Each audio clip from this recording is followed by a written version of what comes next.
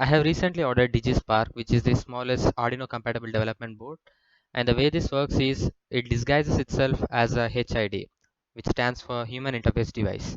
So it acts like a USB keyboard, just a normal keyboard, and sends the keystrokes with a higher rate so that it would be very easy to type in the commands in the command prompt, and with the help of that it will navigate and get the results, store the passwords, and store the passwords in the USB drive, or it can mail through the SMTP server, or it could generate a reverse TCP shell so that we could run the meterpreter session on that.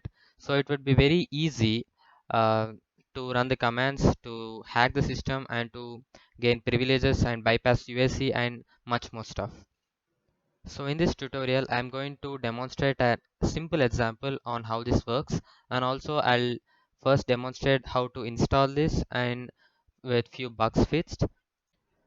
To use this, all that you have to do is to plug it into the USB port of your victim. So without any further ado, let's get started. So to begin with, install the Arduino IDE, head to their official site, and under the software section, click on downloads. It's available in different operating systems. I have already downloaded this and install it.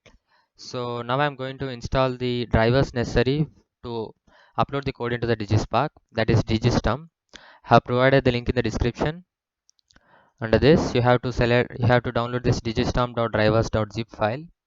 Have downloaded that and extract it. Once after you extract it, open it, and there are two applications. One is for 64-bit version and other is x86 version. So if you are using Windows 10, it's generally 64-bit version. So install that.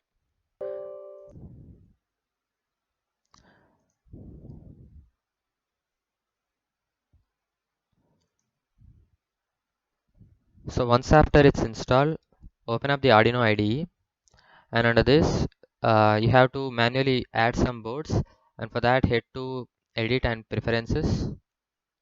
Sorry, File Preferences, and in this you have to add the URL for the additional boards manager. Click on I have provided the link in the description. Copy that and paste it here and click on OK. And now you can find the libraries available to download.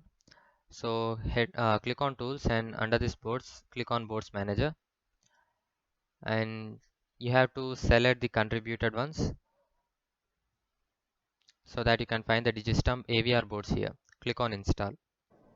So once after it's installed, go to Tools and select the board Digispark Default 16.5 MHz, and also select the programmer to USB Tiny ISP. Sometimes the device drivers are not successfully installed. So for that, head to Device Manager, and you should see that your device, that is when you plug your DigiSpark, it should be listed under some section. If you don't find your device listed, click on View and show and enable Show Hidden Devices. I have found this in under this Win32 devices. So double tap on that and update the driver manually. Click on Update Driver. Click on Browse My Computer for the driver software, and you have to browse the driver you have previously downloaded. I have downloaded Digistum drivers. It's on the desktop. So I'll select that and I'll include the subfolders. So click on Next. So it has found that the best drivers are already installed, but sometimes it's not installed for few, so they have to manually install them. So here I have a script that will display the Wi-Fi SSID along with its password.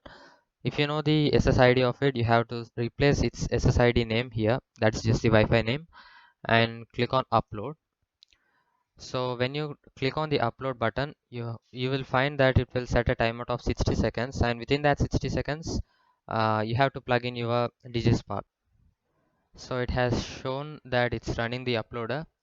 Have plugged the DigiSpark, so it should be done with its uploading. When you write the script, including the delays is very important because not every system is very smooth. Much of them will be laggy, so you have to include the delays, and the more you include the delay, the better it becomes. I have removed the DigiSpark once after it's uploaded, the code is uploaded. So I'm going to plug it back and let's see if it works. Have included a delay of 5000 milliseconds. So after 5 seconds, it will open up this command prompt and type in the command, and it will show up the password.